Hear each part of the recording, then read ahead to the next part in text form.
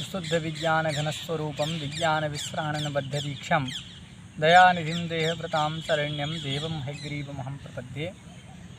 श्री गुरुचरण कमलेभ्यो नमः। श्रीमते हयग्रीवाय नमः।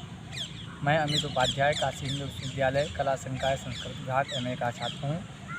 कारक अध्यापन के लिए इस विद्वत प्रतिभा नामक चैनल में आप सबके समक्ष उपस्थित मित्रों, प्रातिपदिकार्थ लिंग परिमाण वचन मात्रे प्रथमा इस सूत्र का अध्ययन हम लोग कर रहे हैं, जिसमें प्रातिपदिकार्थ मात्रे प्रथमा स्यात् इस वाक्य का क्या विशिष्टार्थ है तथा वाक्य घटक प्रातिपदिकार्थ क्या है, उसके अनेक पक्षों का निरूपण करते हुए हमने नियतोपस्थिति का प्रातिपदिकार्थ इसका विवेचन पूर्व वीडियो में किया।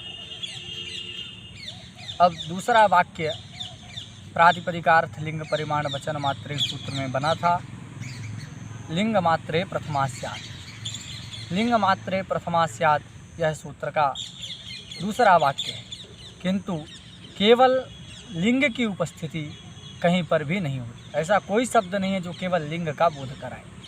इसलिए यहाँ पर लिंग मात्रे प्रथमा स्यात् का अर्थ करेंगे लिंग मात्राधिक्ये प्रथमा स्यात्, क्योंकि प्रातिपदिकार्थ तो सब जगह निश्चित रूपेण रहेगा ही। प्रातिपदिकार्थ के बिना कहीं पर उसको छोड़ करके, प्रातिपदिकार्थ को छोड़ करके कहीं पर केवल लिंग की प्रतीति नहीं होती है। अतः हम कहेंगे कि प्रातिपदिकार्थ तो रहे, लेकिन उसकी अपेक्षा केवल लिंग अधिक प्रतीत हो और कुछ भी अधिक प्रतीत ना हो। प्रातिपदिकार्थ की अपेक्षा जहाँ पर लिंग मात्र अधिक प्रतीत हो रहा हो, वहाँ पर लिंग मात्राधिक्य में प्रथमा होती है। तो वाक्य हम लोग बनाएंगे प्रातिपदिकार्थापेक्षया यत्र लिंगमात्रम अधिकम भासते ततः लिंगमात्राधिक्ये प्रथम। जहाँ पर प्रातिपदिकार्थ की अपेक्षा लिंग मात्र की आधिक्येन प्रतीति हो रही हो, वहाँ पर लिंग मात्राधिक्य में प्रथमा विभक्ति होती है। इस प्रकार का वाक्य हम बनाएंगे। तथा तीसरा वाक्य हमारा था परिमाण मात्रे प्रथमा स्यात्। तो परिमाण मात्रे प्रथमा स्यात् का भी प्रातिपदिकार्थ की अपेक्षा यत्र परिमाण मात्रम अधिकम भासते ततः परिमाण मात्रे प्रथमा, इस प्रकार का अर्थबोध होगा। वचन मात्रे प्रथमा स्यात् में वचन शब्द जो है, वचन शब्द संख्या का वाची है, इसलिए संख्या मात्रे प्रथमा स्यात् यह अर्थ होंगे, यह अर्थ निष्पन्न होगा। इस प्रकार प्रत्येक वाक्यों का हम लोगों ने अर्थ जाना कि क्या प्रातिपदिकार्थ लिंग परिमाण वचन मात्रे प्रथमा इस वाक्य सूत्र के वाक्य बनेंगे। पुनः अब उदाहरण की ओर हम लोग चलते हैं। तो यहाँ प्रातिपदिकार्थ मात्रे प्रथमा, इसका सबसे पहले उदाहरण भट्टोजी दीक्षित प्रस्तुत कर रहे हैं। उदाहरण प्रस्तुत करते हुए उन्होंने उच्चैः नीचैः कृष्णः श्रीः ज्ञानम इन शब्दों को रखा। यहाँ पर उच्चैः नीचैः ये अव्यय हैं। इन अव्ययों से प्रातिपदिकार्थ मात्रे प्रथमा में प्रथमा विभक्ति आई और उन विभक्तियों का अव्यत्वात् अव्यादापसुपः से लुक हो जाने के अनंतर सकार को रुत्व विसर्ग होकर उच्चैः नीचैः पद बना। उसी प्रकार कृष्ण प्रातिपदिक से प्रातिपदिकार्थ मात्र में प्रथमा आकर के कृष्ण इस शब्द की निष्पत्ति हुई। श्री शब्द लक्ष्मी का वाची है, उस लक्ष्मी वाचक श्री शब्द से सुप्रत्यय आया, प्रातिपदिकार्थ मात्र में प्रथमा विभक्ति आई, रुत्व विसर्ग होकर के श्री शब्द की निष्पत्ति हुई। उसी प्रकार ज्ञान प्रातिपदिक से भी प्रातिपदिकार्थ मात्र में प्रथमा होकर के ज्ञानम बना। अब आपके मन में यहाँ प्रश्न होगा कि ये जितने भी उदाहरण भट्टोजी दीक्षित जी ने प्रातिपदिकार्थ मात्र के प्रस्तुत किए, इनमें सभी जगह प्रातिपदिकार्थ की अपेक्षा लिंग की आधिक्येन प्रतीति हो रही है, लिंग भाषित हो रहा है।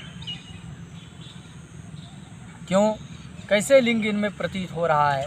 तो हम कहेंगे कि उच्चैः नीचैः इत्यादि से विशेष लिंग भाषित न होने कारण सामान्येन पुंसकम, यह वचन है सामान्येन पुंसकम।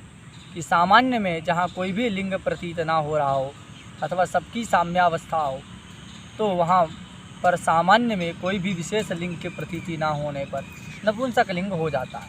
तो सामान्य नपुंसकम से उच्च ही नीचे इत्यादि अव्ययों में नपुंसक लिंग की प्रतीति नपुंसक भाषित होगा। तथा कृष्ण शब्द पुल्लिंग का है, श्री शब्द से स्त्रीत्व की प्रतीति होती है तथा ज्ञान शब्द से नपुंसकत्व की प्रतीति होती है। तो इनमें तो लिंग भी भाषित हो रहा है, तो फिर इन शब्दों को प्रातिपदिकार्थ मात्रे प्रथमा स्यात् इस अंश का उदाहरण के रूप में जो प्रस्तुत किया गया वह युक्ति युक्त प्रतीत नहीं हो रहा। तो उसके लिए हम कहेंगे कि नहीं, यहाँ पर जो ये शब्द प्रस्तुत किए गए हैं या तो वो शब्द अलिंग हैं अथवा नियत लिंग हैं, और जितने भी शब्द अलिंग होते हैं अर्थात जिनका लिंग विद्यमान नहीं होता तथा जिनका लिंग निश्चित होता है, वे सारे शब्द प्रातिपदिकार्थ मात्रे इस अंश के उदाहरण होते हैं। जैसे कि आचार्य भट्टोजी दीक्षित ने कहा, अलिंगाः नियतलिंगाश्च प्रातिपदिकार्थ मात्र इत्यस्योदाहरणम्। अलिंगाः अर्थात लिंग रहिताः, तो जो लिंग रहित शब्द हैं, तथा नियतलिंगाः जो नियतलिंग हैं जिनका लिंग निश्चित है, वे सारे शब्द प्रातिपदिकार्थ मात्रे प्रथमा स्यात् इस अंश के उदाहरण होते हैं। तो यहाँ अलिंगाः शब्द में बहुव्रीहि समास है। अविद्यमानम लिंगम येषाम ते अलिंगाः, इस प्रकार यहाँ पर बहुव्रीहि समास हुआ है। और नियतलिंगाः में भी नियतम अर्थात निश्चितम, लिंगम येषाम ते नियतलिंगाः, तो जो ये नियतलिंगाः शब्दाः भवन्ति एवं च ये अनियतलिंगाः शब्दाः भवन्ति, तो जो नियतलिंग शब्द हों जिनका लिंग निश्चित हो अथवा ये अलिंगाः शब्दाः भवन्ति जो अलिंग हों, वे सारे शब्द प्रातिपदिकार्थ के उदाहरण होते हैं। प्रकृत स्थल में देखिए जो उच्च ही नीचे ही शब्द हैं वे अलिंग शब्द हैं, उनका कोई भी लिंग नहीं है। आप कहेंगे अभी तो कह रहे थे सामान्य नपुंसकम से नपुंसक लिंग है, तो कहेंगे नहीं, अव्याद आप सुपह के भाष्य में भगवान भाष्यकार आप ग्रहण का खंडन करते हुए कहा, अव्ययाद आपो लुक वचनानर्थक्यम लिंगस्या अभावात्। आवन इस यह वचन वहाँ वार्तिक के रूप में पठित है। क्या वचन है? तो वार्तिक वहाँ कहा गया, अव्यात आपो लुग वचनानर्थक्यम लिंगस्या भावात्। इस वार्तिक का अर्थ है कि अव्ययों से आप प्रत्यय का लुक कहना अनर्थक है, लुक का विधान करना अनर्थक है। क्यों? अव्ययों में लिंग ही नहीं होता, तो ये अलिंग होने के कारण लिंग विरहात इनसे आप प्रत्यय आएगा ही नहीं स्त्रीत्व का बोध कराने के लिए। जब वो मिलेगा ही नहीं तो उसका लोप करने के लिए आप ग्रहण करने की क्या ज़रूरत? तो इस वार्तिक से ये ज्ञात हुआ कि सारे अव्यय अलिंग हैं, उनका कोई भी लिंग नहीं होता। अतः उच्च ही नीचे ही अलिंग होने के कारण ये प्रातिपदिकार्थ मात्र के उदाहरण हो जाएंगे। कृष्ण शब्द जो है, यद्यपि कृष्णम वस्त्रम, कृष्णः पटः, कृष्णा साटिका इत्यादि कहने पर अनियत लिंग प्रतीत होता है, कहीं स्त्रीत्व की, कहीं पुंस्त्व की, कहीं नपुंसकत्व की प्रतीति होती है। तथापि यहाँ पर कृष्ण शब्द जो उदाहरण के रूप में प्रस्तुत किया गया है वह भगवान वासुदेव का वाची है, भगवान कृष्ण का वाची है। तो कृष्ण का वाचक जो भगवान वासुदेव का वाची जो कृष्ण शब्द है वह तो हमेशा पुल्लिंग ही रहता है। अतः नियत पुल्लिंग वाला होने के कारण, नियत लिंग वाला होने के कारण यह भी प्रातिपदिकार्थ मात्र का उदाहरण हो जाएगा। उसी प्रकार श्री शब्द है, उससे भी हमेशा स्त्रीत्व की ही प्रतीति होती है। ज्ञान शब्द भाव अर्थ में लुट प्रत्यय हुआ है, तो भाव लुडंत होने के कारण उस ज्ञान शब्द से हमेशा नपुंसक लिंग ही प्रतीत होता है। तो नियमेन यहाँ पर कृष्ण शब्द में पुंस्त्व की, श्री शब्द में स्त्रीत्व की, ज्ञान शब्द में नपुंसकत्व की नियमेन प्रतीति होने कारण इनमें भी नियतोपस्थितिकत्व रूप प्रातिपदिकार्थत्व रहेगा।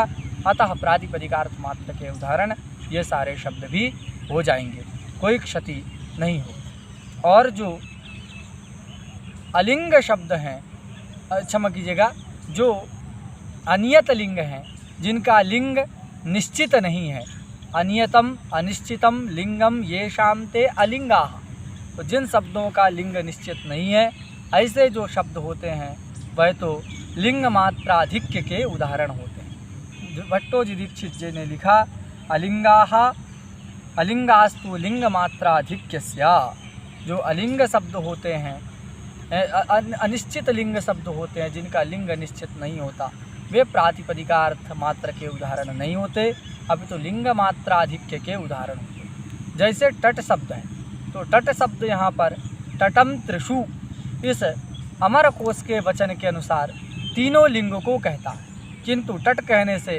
तीनों लिंग नियत रूपेण भाषित नहीं होते। तट कहने से कोई भी लिंग नियमेन प्रतीत नहीं होता, लेकिन जब तटः कहे तो पुंस्तु की प्रतीति हुई, नपुंसकत्व स्त्रीत्व की नहीं हुई।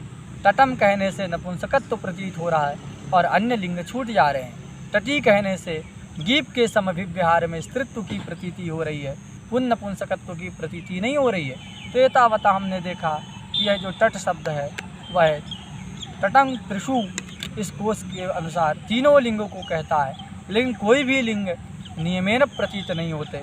एतावता यह तट शब्द नियत लिंग वाला नहीं हुआ, अनियत लिंग शब्द है।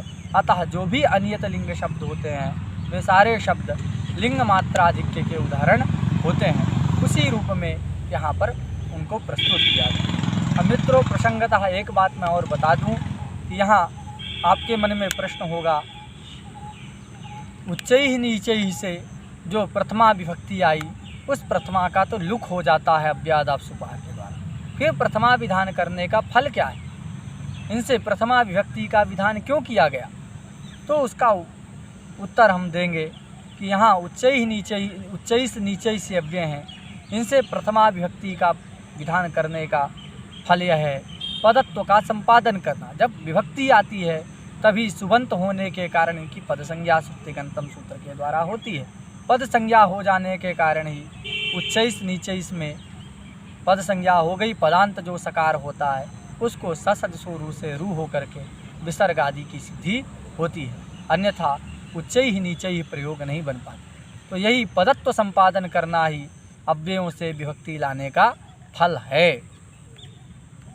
पदत्व संपादन के भी बहुत सारे फल हैं, जैसे तव के उच्चैः ते ग्रामम, तो यहाँ पर तव के स्थान में ते आदेश करना, ये पदत्व के संपादन का फल हम लोग देख सकते हैं। यहाँ पर इस प्रकार हम लोगों ने लिंग मात्राधिक्य इस अंश के उदाहरण को भी हमने देखा।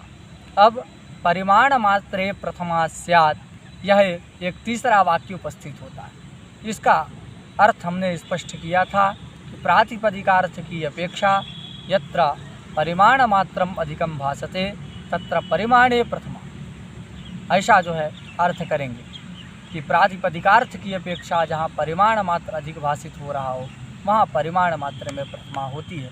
इस वाक्य का उदाहरण आचार्य भट्टोजी दीक्षित ने द्रोणो व्रीहि इस वाक्य को उपस्थापित किया। अब यहाँ पर आपके मन में प्रश्न होगा कि द्रोण सभी जगह है जब उदाहरण प्रस्तुत किए तो किसी न किसी पद को रखा, कृष्णः, श्री, ज्ञानम, उच्चैः नीचैः, तटः, तटी, तटम, इस प्रकार पदों को रखा।